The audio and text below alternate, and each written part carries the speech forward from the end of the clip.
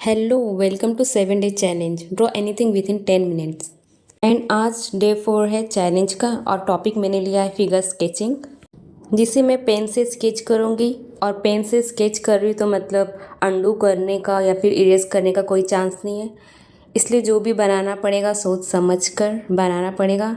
इसलिए pen use किया है ताकि पहले से अवेयर रहें और ध्यान से बनाएं कि मिस्टेक होगी तो हम उसे रिवर्स नहीं कर सकते।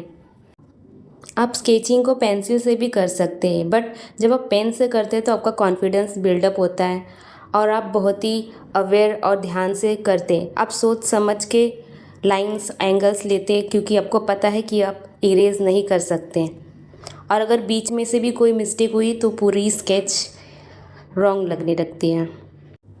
एंड पेन स्केचिंग का दूसरा बेनिफिट ये है कि इसकी जो पॉइंट्स होते हैं इवन रहते हैं और लीड्स जो होती है पेंसिल की लीड्स वो यूज़ करते करते बोल्ड हो जाती है, उसकी स्ट्रोक्स मोटी पतली हो जाती है। लेकिन अब जब पेन से स्केच करते हैं उसकी हैचिंग्स वगैरह उसकी लाइनिंग्स वगैरह इवन रहती है।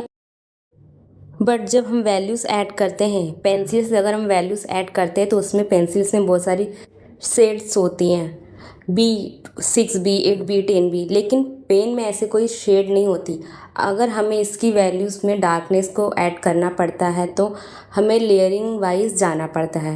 लाइट हेस्टिंग से उसके भी लेयर ऐड करते करते हम उसे डार्कनेस की ओर लेके जाते हैं। आप direct shadow area dark area को हैच कर रहे हो तो आप डायरेक्टली ज़्यादा प्रेशर दे के उसे नहीं कर सकते, आपको लेयरिंग वाइज ही जाना पड़ेगा, तो जाकर उसमें डेप्थ आती है। मैंने जो स्केच किया है इसमें भी मिस्टेक है, क्या आप ढूंढ के बता सकते हैं?